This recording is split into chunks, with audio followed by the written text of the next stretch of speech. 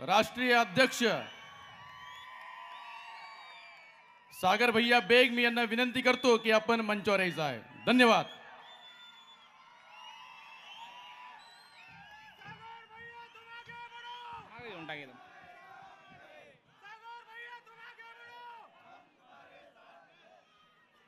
बोला सियावर रामचंद्र की, सियावर रामचंद्र की, छत्रपती श्री शिवाजी महाराज की, धर्मवीर श्री संभाजी महाराज की, सनातन हिंदू धर्म की, सनातन हिंदू धर्म की, हिंदू राष्ट्र की, हिंदू राष्ट्र की, भारत माता की, भारत माता की, वंदे वंदे। आज या ठिकाणी सर्व जमलेल्या महिला शक्तींना खूप खूप मी धन्यवाद देतो, ज्यांनी एवढ्या मोठ्या संख्येने जमून, आता सभेचा टायमिंग आपला 5चा होता, 6 वाजल्यापासून आपल्या महिला शक्ती जमून बसले, त्यांचा मी खूप मनापासून आभार व्यक्त करतो। आणि आपल्या सर्व जमलेल्या हिंदू वाघांचा पण खूप खूप मनापासून आभार करतो का ज्यांनी मोठ्या संख्येमध्ये इथं जमून या विराट सभेची शोभा वाढवली। आज आपल्या समोर अनेक असे प्रश्न आहे जे आपण संघर्ष जसा म्हणतो, आपण शिकलेलो आहे धर्मवीर संभाजी महाराजांपासून, धर्मवीर संभाजी महाराजांपासून आपण जो लढा त्यांनी औरंग्यासोबत लढला होता, त्यांच्यातून आपण प्रेरणा घेऊन आज सर्वजण इथं एकत्र जमलो। इथं सभेची जी तारीख होती, जी काय ठरली, वक्ते ठरले, पोरांनी एक गुपित बैठक घेतली, आपल्याला सभा घ्यायची आहे, आपण सभा घेऊ। जशी इथल्या राजकीय पुढाऱ्यांना ती बातमी कळाली का सोनईमध्ये सभा होणार आहे, म्हणजे आपल्याला जर एखादा जिहादी विरोध करत असेल ना तर काही वाटत नाही, ठीक आहे, त्यांची ती प्रकृती आहे, ते आपल्याला विरोध करणार। जर हिंदू असून हिंदू त्या मतावर तुम्ही निवडून येत असाल आणि हिंदूला जर विरोध करत असाल तर तुमच्या गांडीवर लाथ मारून हकलल्याशिवाय जनता राहणार नाही। कुठल्या जिहादीला जर इथं येऊन धनंजयभाई देसाई असतील, हर्षदाताई असतील, पोकळे महाराज असतील, जर आपल्या मुलींवर लव जिहाद होत असेल आणि त्याच्याबद्दल ते जर जिहादींना शिव्या देत असेल तर तुम्हाला मिरची लागायची कुठेही गोष्ट नाहीये। तुम्ही ह्या सोनईमध्ये हा विराट मोर्चा, हे जमलेले लोक कसे उभे झाले, मी काल रात्री 1:30 वाजेपर्यंत इथंच होतो, मैदानावर होतो। आपल्याला जे हे सगळे बॅनर जे आपल्याला छापले असतील, पॉम्पलेट वाटले असतील, पॉम्पलेट छापले असतील, इथं ज्या प्रिंटिंग प्रेसवाले असतात हिंदूच आहे, त्या हिंदूंना डायरेक्ट फोन करून सांगतात का विराट हिंदू सभेंचे पॉम्पलेट छापू नका, बॅनर छापू नका। म्हणजे ही कुठली प्रकृती यांच्यात? म्हणजे कुठंतरी असं वाटतंय का आता तुम्हाला जागृत होण्याची गरज आहे। जे जमलेले ते तर जागृत आहे म्हणून इथं जमलेले तुम्हाला म्हणजे आतापर्यंत आम्ही जिथं जिथं सभा घेतल्या विरोध झाला असं नाही, प्रत्येक नेत्यांनी विरोध केला, ठीक आहे, त्यांचा तो राजकीय विषय झाला। आम्ही कुणी कुणाला मतदान केलं पाहिजे याच्यासाठी एकही मोर्चा घेत नाही, कुणी कुठं कुणाला मतदान केलं पाहिजे, कुणी कुणाच्या विरोधात बोललं पाहिजे। आपण राजकीय लोक जरी आपल्या मंचावर आलेत तर त्यांना पक्षाचं नाव घेऊन देत नाही। अनेक आपल्या सभा सगळ्यांनी बघितल्या असन, जेवढे सकल हिंदू समाजाच्या सभा निघल्या झालेत ते आपण बघितले असन, एकानेही राजकीय कुणी कुणाला मतदान करावं, कुणी काय करावं हा मुद्दा कुणीही घेतला नाही, कारण आपण सर्व धर्माचं काम करतो, आपल्याला पक्षाशी घेणं देणे। हा पण एवढं सांगतो, जो हिंदू इतकी बात करेगा,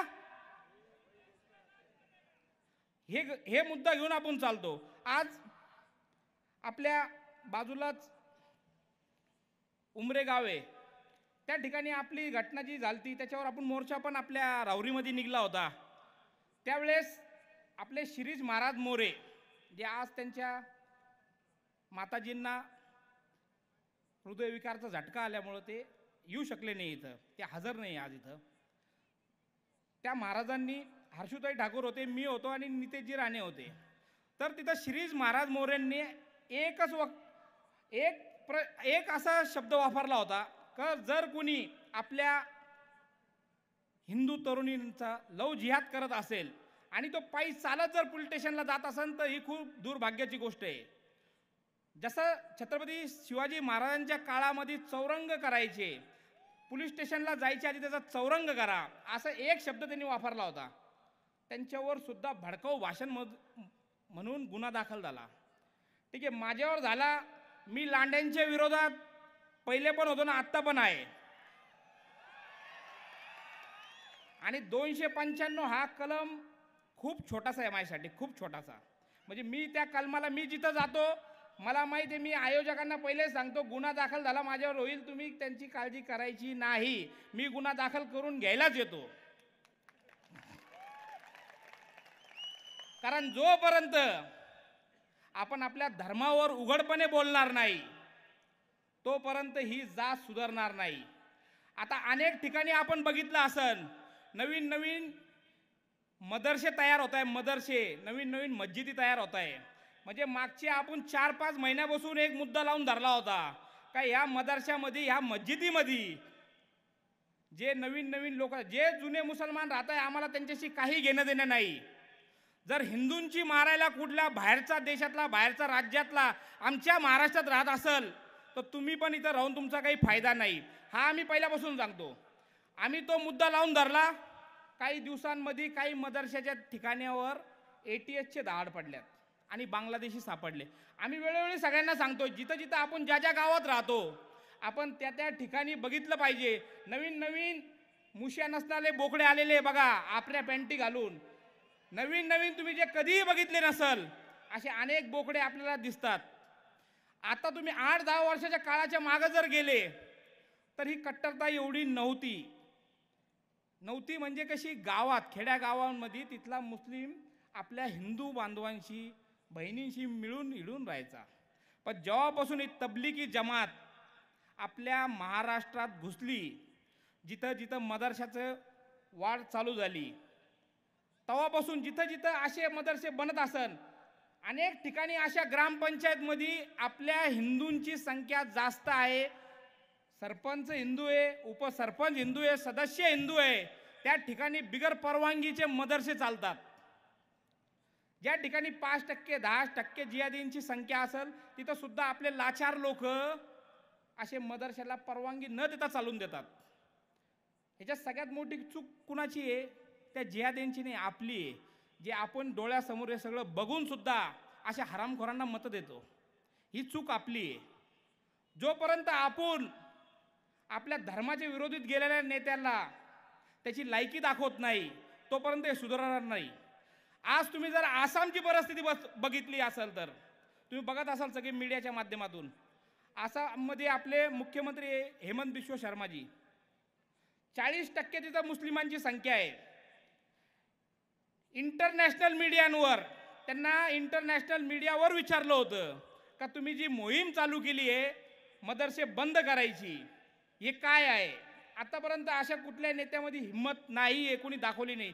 40% तिथं मतदान असलेल्या त्या ठिकाणात तो माणूस म्हणतो मदरशामधून जर हा जर शिकला तर हा शिकून मुल्ला बनन.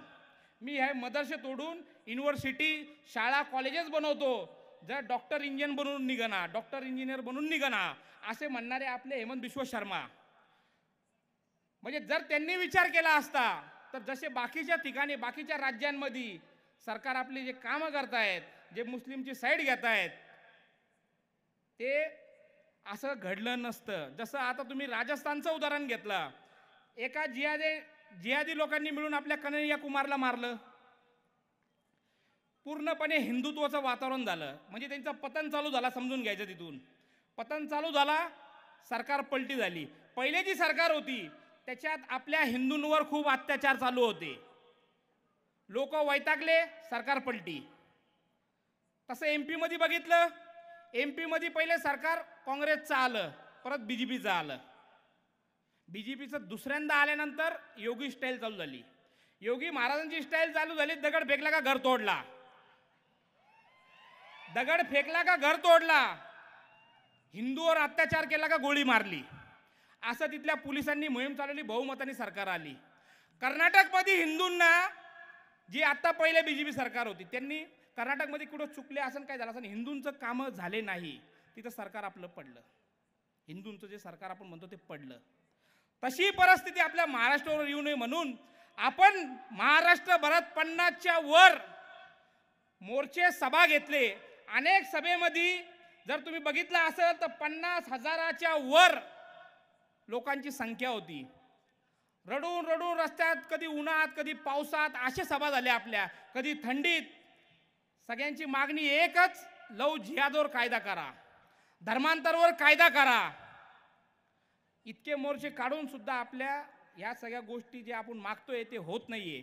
आता आपली नवीन मागणी आहे, ज्या अनेक ठिकाणी तुम्ही सोशल मीडियावर बघितलं असन, आपल्या धर्मवीर संभाजी महाराजांबद्दल असन, छत्रपती शिवाजी महाराजांबद्दल असल, स्वातंत्र्यवीर सावरकरांबद्दल असन, किंवा आपले अनेक असे महापुरुष आहेत त्यांच्याबद्दल वाईट वाईट कमेंट टाकतात, शिव्या देतात. जर सरकार हिंदुत्वाचं आहे आणि आपण निवडून जर छत्रपती शिवाजी महाराजांच्या नावाने येत असल, तर आपल्या छत्रपती शिवाजी महाराजांबद्दल, संभाजी महाराजांबद्दल जर कोणी वाईट शब्द बोलत असेल तर राजद्रोहाचा कायदा त्याच्यावर लागला गेला पाहिजे. जसं तुम्ही ह्या सगळ्या गोष्टी तुम्हाला सहज भेटणार नाही. आता संभाजी महाराज, शिवाजी महाराजांना अपशब्द बोलणारा साताऱ्यामध्ये तुम्ही घटना बघितली असेल. एका हरामखोर जिहाद्याने छत्रपती शिवाजी महाराजांबद्दल अपशब्द बोलला. दुसऱ्या दिवशी गावाची लाईट बंद करून मस्जिद घुसून मध्ये त्या लांड्याला 72 हुरांपाशी पाठवून दिलं. जोपर्यंत आज जर आपण छत्रपती संभाजी महाराजांचा इतिहास आपल्या डोळ्यासमोर घेतला तर ते लढले कशासाठी? फक्त आपल्या हिंदू धर्मासाठी आणि आपल्यासाठी लढले. आणि जर आज आपल्या महाराजांना कोणी शिवी देत असेल, अपशब्द बोलत असेल आणि तुम्ही ऐकत असेल तर आपल्या इतकं शंड कुणीही नाही.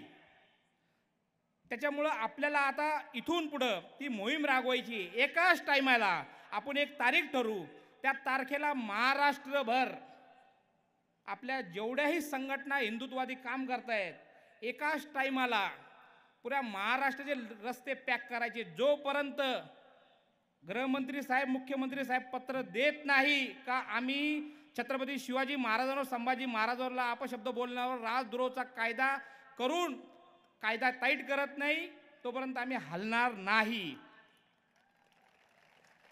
कारण आपले एवढे मराठा मोर्चानंतर जे मोठ्या संख्येत आपले सभा झाल्या असन ते सकल हिंदू समाजापासूनच सुरू झालेले. ज्या ज्या ठिकाणी झालं, एकाही ठिकाणी आपल्या सभेतून गालबोट लागलेलं नाहीये.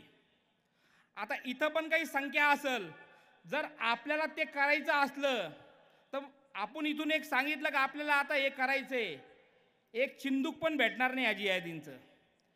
पण तसं कुठेही घडलं नाही. सगळीकडे आपले मोर्चे शांततेत निघले, शांततेत झाले. दुसरं आपलं असं आहे, आता जे आपल्या पुण्यामध्ये शरद भाऊंची हत्या झाली. शरद भाऊंची माझी खूप जुनी मैत्री म्हणजे मैत्री आमची जेलमध्येच झाली. पण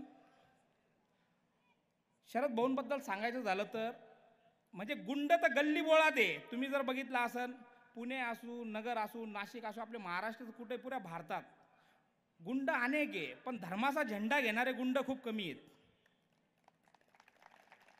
आणि तसे आपले शरद भाऊ होते ज्यांनी धर्माचा झेंडा हाती घेतला होता.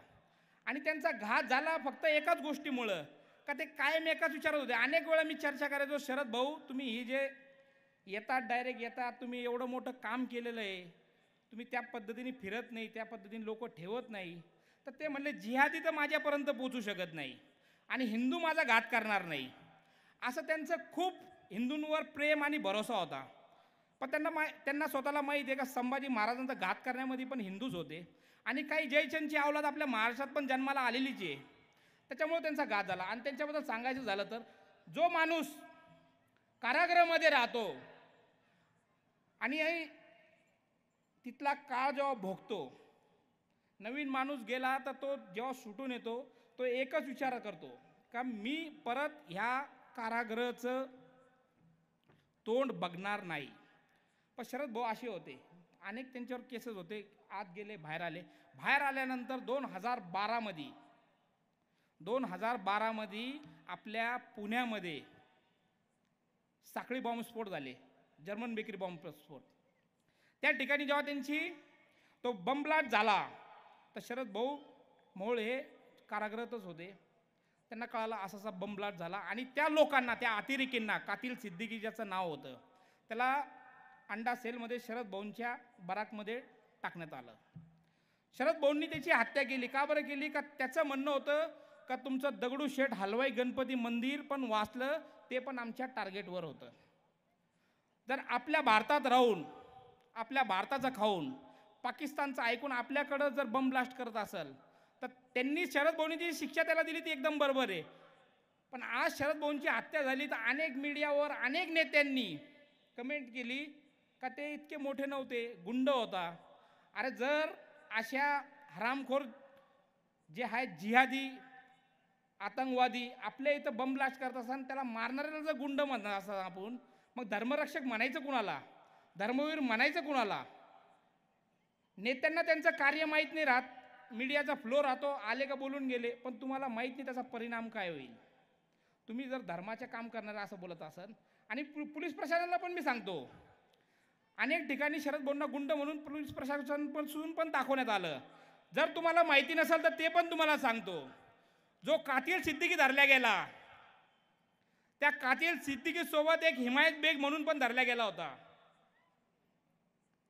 त्या हिमायत बेगनी आणि ह्याच कातिल सिद्दीकीनी यांच्यावर 2 आरोप होते. जर्मन बेकरी बॉम्ब ब्लास्ट तर होताच, पण नाशिकमध्ये जिथं ज्या आता आपले पोलीस बंधू जमलेले असतात, जिथं तुमचे मुलं, तुम्ही ट्रेनिंग घेतलेली आहे, नाशिकचं ट्रेनिंग सेंटर, त्याच्यासाठी त्यांच्याकडं पण 10 किलो त्या हिमायत बेगकडं RDX सापडलेलं होतं. RDX सापडलं, AK-47 सापडली. कारण हे आतंकवादी फक्त कुठल्या आपल्या हिंदू धर्माला संपवलं नाही, फक्त ते पोलिस पण संपवायचे.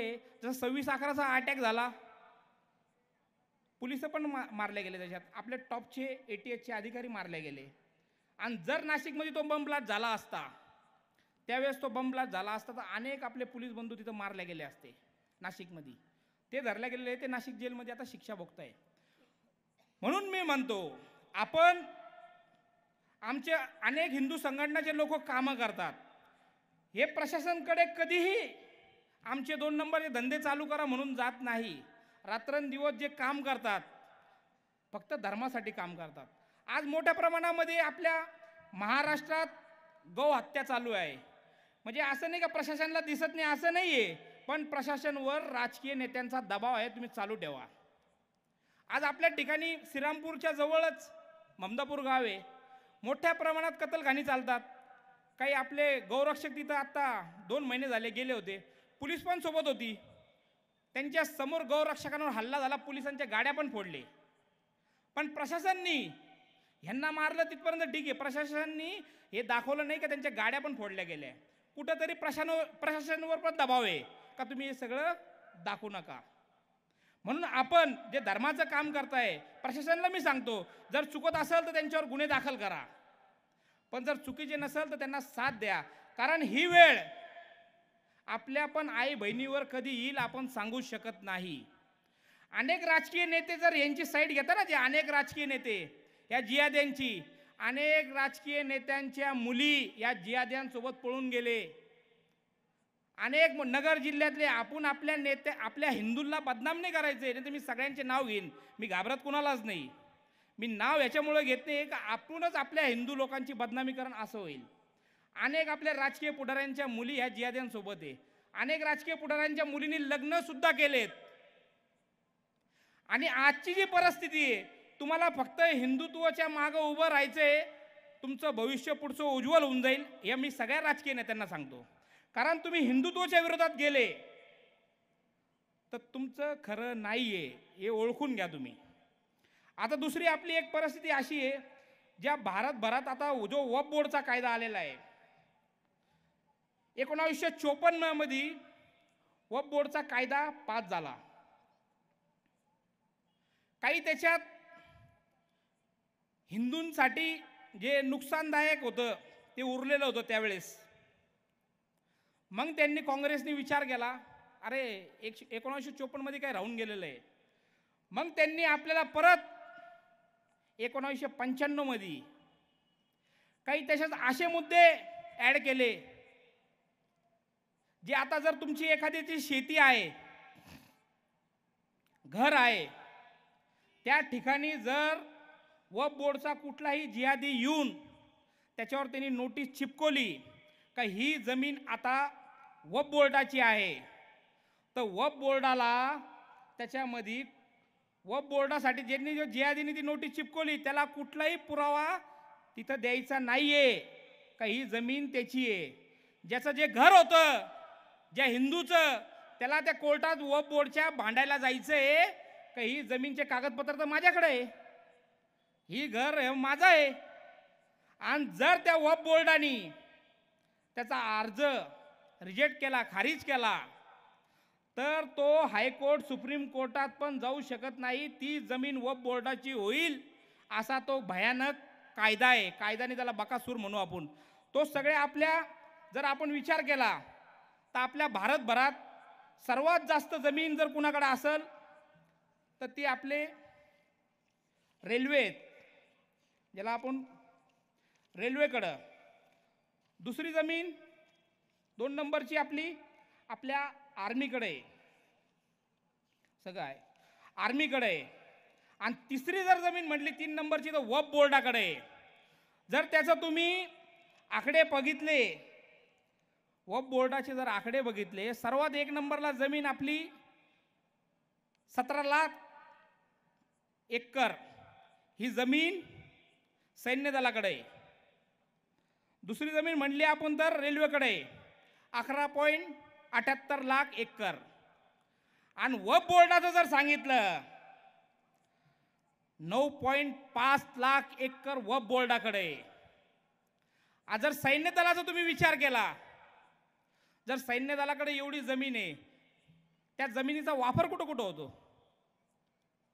आपल्या देशाची रक्षणासाठी मुलं तयार होतात, त्याच्यासाठी त्या जमिनीचा हिस्सा. काही ठिकाणी गोळा बारूद ठेवतो आपण तो, काही आर्मीचे लोक राहतात, काही घरं आहे, काही रोजगारांची जागा आहे त्या ठिकाणी राहतात. ते तुम्हाला मी सांगतो. वक्फ बोर्डमध्ये तुम्ही जर गेले, वक्फ बोर्डमध्ये काय तयार होतं? आतंकवादींना ट्रेनिंगसाठी एक जागा, मदरशाला ट्रेनिंगसाठी एक जागा, मस्जिदीसाठी ट्रेनिंगसाठी जागा, जेवढे आपल्या महाराष्ट्रामध्ये कतलखाने चालू आहे त्याच्यासाठी जागा. मग हे सगळ्या गोष्टी जर आपल्या भारतात होत असन, आपल्या जगामध्ये 57 राष्ट्र इस्लामिक राष्ट्र आहे, 57 राष्ट्रामध्ये एकाही ठिकाणी वक्फ नावाचा कायदा कुठेही नाहीये. त्याच्यामुळं आपल्याला हा पण कायदा रद्द करण्यासाठी संघर्ष करावा लागेल. आज जे आपल्या शनी शिंगणापूर देवस्थानचा जो मुद्दा आहे, आता आपल्या काही मित्रांनी तो लावून धरला होता. त्या ठिकाणी आज आपले एवढं पवित्र, सर्वात पवित्र जर कोणतं मंदिर आपण मानत असेल तर तो शनिदेवाचं आहे आणि सगळ्यात खतरनाक आहे. त्या ठिकाणी जर बैलाचं मटणं खाऊन कुणी मंदिरात प्रवेश करत असेल तर मग त्याचं काय करायला पाहिजे? 50 ते 60 जिहादी त्या सोनईमधल्या आपल्या शनी शिंगणापूरच्या मंदिरामध्ये कामाला आहेत. कुठंतरी आपण त्यांचा विरोध करत नाही. कुठल्या मदरशामध्ये, कुठल्या मस्जिदीमध्ये, कुठल्या मुस्लिमच्या संस्था असतील त्या ठिकाणी आपल्या हिंदूंना प्रवेश आहे का? कुठंतरी आपला हिंदू समाज शंड झाला आहे म्हणून आपल्या डोळ्यासमोर अशा गोष्टी घडतायत. या सगळ्या गोष्टी घडू नये म्हणून तुम्ही विरोध केला पाहिजे. आज आपण एवढ्या मोठ्या संख्येने इथं जमलो, सर्वांनी मिळून जर एक निवेदन दिलं तर तशी घटना होणार नाही. त्यासाठी आपण सर्वांनी ते दिलं पाहिजे. नेवाशामध्ये आपलं नारद मुनींचं जगातलं एकमेव मंदिर आहे आपलं नारद मुनींचं, नेवाशामधल्या बुद्रुक गावामध्ये. 2 वर्षापूर्वीची घटना आहे, 3 वर्ष झाले असेल. 3 वर्षापूर्वी जेव्हा मी सुटून आलो बाहेर, तर सुरेश चव्हाणकेजींनी एक सुदर्शन न्यूजचे संपादक सुरेशजी चव्हाणकेंनी एक बाईट तयार केली होती आणि त्या बाईटवरती ते म्हणले, जर आपल्या महाराष्ट्रामध्ये संस्कार छत्रपती शिवाजी महाराज संभाजी महाराजांच्या असताना सुद्धा जर आपल्या मंदिरांवर कोणी जिहादी कब्जा करत असेल आणि महाराष्ट्रातले खास त्यांनी नगर जिल्ह्यावाल्यांना सांगितलं होतं, जर नगर जिल्ह्यातले हिंदू त्या मजारीला काढायला जात नसेल तर दिल्लीमधून मी त्यांच्यासाठी बांगड्या पाठवतो, असं त्या बाईटमध्ये त्यांनी सांगितलं. दुसऱ्या दिवशी आम्ही सगळे संघटनेचे माणसं बाकी हिंदू संघटनेला भेटलो. ते म्हणले अशी अशी बाईट एक आली आहे, चव्हाणके साहेब म्हणतं बांगड्या पाठवतो. तर म्हटलं ठीक आहे, ज्यांना बांगड्या घालायची गरज आहे त्यांना पाठवून द्या, पण आम्हाला बांगड्याची गरज नाही आहे. त्याच दिवशी रात्री ठरवलं, सकाळपर्यंत नेवाशाच्या लोकांना माहीत असेल, सोनेच्या लोकांना माहीत असेल, ती मजार आम्ही गायब करून टाकली तिथून. पण ते गायब केल्यानंतर 2 दिवसापर्यंत दरवाजा बंद होता. तिथं काहीतरी कायदा लागू आहे, कोणी हिंदूंनी दर्शनाला जायचं नाही, असा काहीतरी कायदा तिथं वपमध्ये तो चालू आहे. 2016 पासून तो लढा चालू आहे नारद मुनीच्या मंदिराचं. तिथं आम्ही गेल्यानंतर सगळं ते गायब केलं, सगळं झालं. तुमच्या नेवाशा तालुक्याचे लोकप्रतिनिधी त्यांनी 700 पोलिसांचा फौजफाटा तुमच्या नेवाशात बोलवला. प्रत्येक चौक पॅक होते पोलिसांनी, सगळा बंदोबस्त होता, एकदम गोपनीय होतं सगळं. काय झालं काही कळत नव्हतं. तर आपली प्रशासन, पोलीस प्रशासन, त्यावेळेस त्यांच्यावर दबाव असेल काय असेल माहीत नाही, पण पोलीस प्रशासनाचा घेरा होता कशासाठी, तर ती मजार तोडलेली परत जशीची तशी त्या मंदिरामध्ये बांधण्यासाठी. ती मजार जशीची तशी त्या कोर्टाची त्याच्यात ऑर्डर होती हायकोर्टाची, जर तुटलं असेल तर ते जसं तसं ठेवायचं. पण तरी सुद्धा सत्तेचा माज आणि धर्मविरोधी विचार धरून त्यांनी ते 700 पोलिसाचा फौजफाटा लावून ती मजार परत त्या मंदिरात बांधून दिली. तर माझ्यासाठी ती खूप छोटी गोष्ट आहे. मी आज जाऊन ती तोडून टाकल, इथून जाईल माझे लोक घेऊन आज जाऊन तोडून टाकल. पण मी तोडत कशासाठी नाही, ती जोपर्यंत जिथल्या जिथल्या समस्या ज्या ज्या लोकांवर येत आहे ते लोक जागृत होत नाही, तोपर्यंत आपण कुठून कुठून बाहेरून लोक बोलवणार आहे. आज धनंजय भाई देसाईंना तुम्ही पुण्यावरून वक्ता म्हणून बोलवलंय, आज हर्षदाताई ठाकूर संभाजीनगरहून आल्यात. असं आपण किती दिवस असं बाहेरचे माणसं आपल्या बाहेर, म्हणजे आपलं महाराष्ट्र आपलंय, पण जिथं जिथं अशा घटना घडतात त्या त्या ठिकाणी त्या त्या माणसांनी उभं झालं पाहिजे. आपण किती दिवस एका माणसावर राहणार आहे? जिथं जिथं अशा अशा घटना घडतायत अशा ठिकाणी आपण जर एकत्र येत नसल, आपल्या धर्मासाठी आपल्या मंदिरासाठी लढू शकत नसल, तर आपल्यासारखा हिंदू समाज शंड कोणी नसल हो. आज आपण आपल्या डोळ्यासमोर आपल्या लहान लहान पोरींना पळवतात, लहान पोरींना पळवतात, धर्मांतर करतात. अहो 15-16 वर्ष 13 वर्ष मुलींचं वय खेळायचं वय राहतं, त्या वयात त्या गर्भवती होत आहे हो. अनेक अशा घटना आपल्या श्रीरामपूरमध्ये झाल्या. श्रीरामपूरमध्ये हा लव जिहादचा पूर्ण गड तयार झाला. श्रीरामपूरमध्ये आतंकवादीपासून तर सगळे हरामी त्या श्रीरामपूरमध्ये जमलेले. त्या ठिकाणी परिस्थिती खूप वाईट आहे, संख्या खूप आहे. अनेक वर्षापासून तिथं काँग्रेसचे आमदार सगळे राहतात, सगळे येतात, ठीक आहे, ते तर राजकीय झालं. पण आत्तापर्यंत इतक्या मुली आपल्या तिथून पहिले लव जिहादमध्ये अडकवायचं, काही दिवस त्या पोरीचा वापर करायचा आणि नंतर वेश्या व्यवसायामध्ये विकायची. म्हणजे आपण सगळ्यांनी बघितलं असं, मागच्या 2 वर्षापूर्वी एका मागासवर्गीय समाजाची 16 वर्षाची मुलगी होती. 13 वर्षाची असताना तिला तिथल्या जिहाद्यांनी उचलून नेऊन तिच्याशी लग्न केलं. लग्न केल्यानंतर 16 वर्षी ती गर्भवती झाली. तो जो मधला 3 वर्षाचा काळ होता, त्या पोरीने जे भोगलं, तिच्या ज्या गुप्त अंग असल, म्हणजे ज्या 13 वर्षाची असताना ती त्या गुप्त अंगातून तिच्या रक्त यायचं आणि तशी ती त्या पोलीस स्टेशनमध्ये जायची का माझ्यावर हे लोक अत्याचार करताय. आईची त्याची परिस्थिती एकदम गरीब हो, कचरा वेचायची, ती कचरा वेचायची, रेल्वे स्टेशनवर कचरा वेचायची. आणि जे हे लोक करत होते ते प्रशासनाला गौ हत्याचे हप्ते पुरवत होते. रेल्वेमध्ये त्यांचे जे इनलिगल पणे जे चालू आहेत असे त्यांचे धंदे चालू होते. त्याच्यामुळं त्या माझावर पैशाच्या माझावर प्रशासनाला विकत घेऊन 3 वर्षापर्यंत त्या पोरीला पोलीस स्टेशनला जायची पण तक्रार घेत नव्हती तिची. 16 वर्षाची झाली नंतर ती पण हॅबिच्युअल झाली. तिला सगळ्या गोष्टी सहन करून करून तिला सगळ्या गोष्टीची सवय झाली. पण 3 वर्षानंतर ती सर्व आपल्या हिंदू संघटनांकडे आली की माझ्यासोबत असं असं घडतंय. समाज एकत्र झाला. ज्या सानप नावाचा जो PI होता त्याच्यावर कारवाई झाली, तो सस्पेंड झाला. आणि आपल्या महाराष्ट्रामध्ये दुसरी अशी घटना असन जे बलात्कारमध्ये त्या केसवर मोका अंतर्गत कारवाई केली, त्याच्याबद्दल पण आपण प्रशासनाचा खूप खूप धन्यवाद करतो. कारण असे जर घटना घडत असेल त्याच्यावर कडक कारवाई झाली तर या अशा घटना थांबतील. जोपर्यंत आपण आपल्या धर्मासाठी एकत्र येत नाही हे थांबणार नाही. आणि खास करून आपल्या महिलांसाठी आपण आपली मुलगी कुठं शिकायला पाठवतोय याची काळजी त्याच्या आईने घेतली पाहिजे.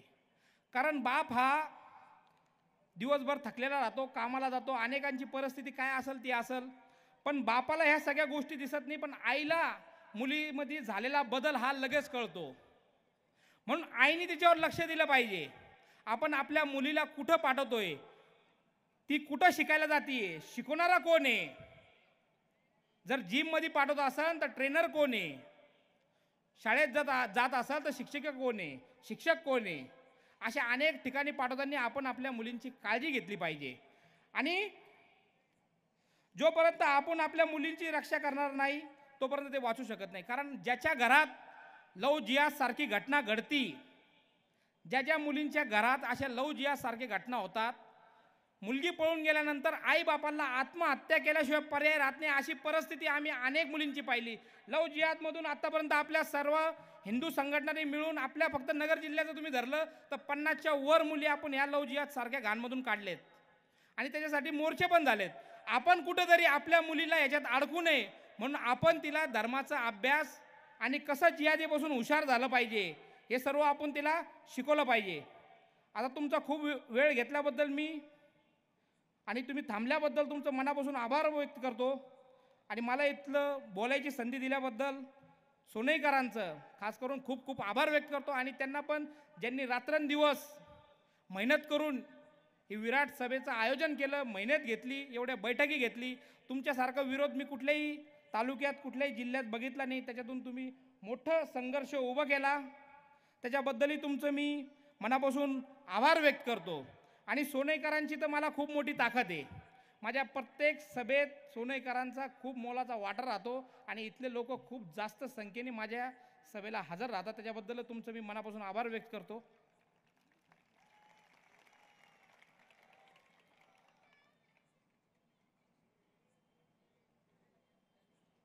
आत्ताच एक कोपरगावमध्ये टवेरा गाडी होती.